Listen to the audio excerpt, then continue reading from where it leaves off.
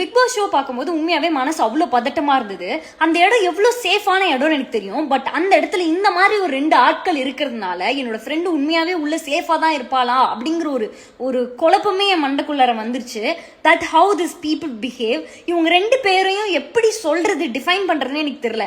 Narcissistic, self centred, இன்னும் வேற என்ன வார்த்தை இருக்கு இவங்களை டிஃபைன் பண்றதுக்கு? ஏன் டிக்ஷனரின்னு இல்ல, இந்த உலகத்துல வார்த்தை இருக்குதானே தெரியல. இவங்க 2 பேரும் அந்த மாதிரி ஒரு ஜென்மங்களா இருக்காங்க.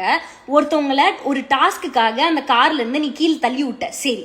ஆனா அதுக்கப்புறம் உங்களுக்கு ஃபிக்ஸ் வருது. ஃபிக்ஸ் வர்ற டைம்ல நான் ஃபுல் லைவ் பார்த்தேன். ஃபிக்ஸ் வர டைம்ல உட்காந்து இந்த அம்மா என்ன தெரியுமா சொல்றாங்க, நீங்க என்ன போன டாஸ்க்ல என்ன பண்ணீங்க, அதை விடவா நான் பண்ணிட்டேன்னு கேக்குறாங்க. உன்னோட ஆக்ஷன் ஒருத்தவங்களை ஹர்ட் பண்ணிடுச்சு, அது சரியோ தப்போ, அது எப்படி நீ நியாயப்படுத்தலாம்? அந்த இடத்துல எப்படி நீ நியாயப்படுத்துற? Who are you? சொல்லியிருந்தேன் பாரு will throw anyone under the பஸ்ன்னு. ஆனா இப்ப சொல்றேன் பாரு வந்து will not throw anyone under the bus. ஏன்னா பஸ்ல போட்டா கூட அந்த பஸ்ஸோட 2 டயருக்கு நடுவுல இருக்க கேப்ல அவங்க தப்பிச்சு வந்துருவாங்க. அதனால அவங்கள புல்டோசர்ல போட்டு அரைச்சு குடிச்சிடணும் பாருக்கு. இந்த மாதிரி ஒரு பொண்ணை இந்த மாதிரி ஒரு பொண்ணு கூட சொல்ல முடியாது. இந்த 2 பேர் மாதிரி ஒரு ஹியூமன்ஸை நான் பார்த்ததே கிடையாது. சரி கமருதனும் சரி சொல்ற விஷயம் என்னன்னா, லாஸ்ட் கேம்ல நீங்க எங்களை பண்ணாதான் நாங்க பண்ணிட்டோம். கமருதன் இருக்கான் எரும மாடு மாதிரி. அவன் சொல்றான், இங்க பாரு சுபி, நீயும் அரோராவும் என் மேல வந்து என் கையை வந்து இப்படி ஹோல்ட் பண்ணி புடிச்சுக்கிட்டீங்கன்னு. உன்னோட வெயிட் என்ன, உங்க 2 பேரும் வெயிட் என்ன?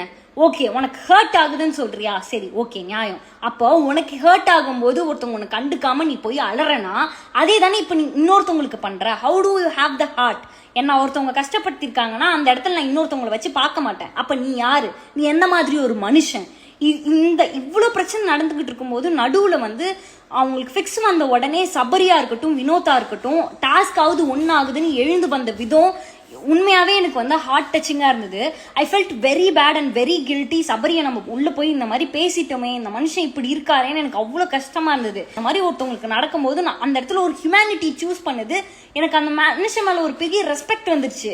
இதை தாண்டி திவ்யா வந்து பாருவ கிழிச்சாங்க. எனக்கு வந்து நான் வாய மூடு பாரு, உனக்கெல்லாம் என்ன பாரு மரியாதை, உன்ன மாதிரி ஆட்களுக்கெல்லாம் எதுக்கு மரியாதைன்னு கேட்கும்போது, அப்பா என் மனசுல இருக்கிறது எல்லாமே பேசு, விட்டு ஒரு அடி கூட அடிச்சிருமா அப்படிங்கிற மாதிரி தான் எனக்கு இருந்தது. என்னதான் அந்த ஃப்ரஸ்ட்ரேஷன்ல அடிச்சிடுன்னு எனக்கு தோணினாலும் திவ்யா வந்து எந்த இடத்துல நிறுத்தணுமோ ஒரு கெட்ட வார்த்தை கூட பேசாம அந்த இடத்துல அவ்வளோ அழகா பாரு வந்து ஆப்போஸ் பண்ணி நின்னாங்க. அது எனக்கு ரொம்ப பிடிச்சிருந்தது. இடத்துல சபரியா இருக்கட்டும், விக்ரமா இருக்கட்டும், வினோதா இருக்கட்டும், திவ்யாவா இருக்கட்டும், இந்த இடத்துல அந்த ஒரு நபருக்காக நின்ன எல்லாருக்குமே they earned my respect.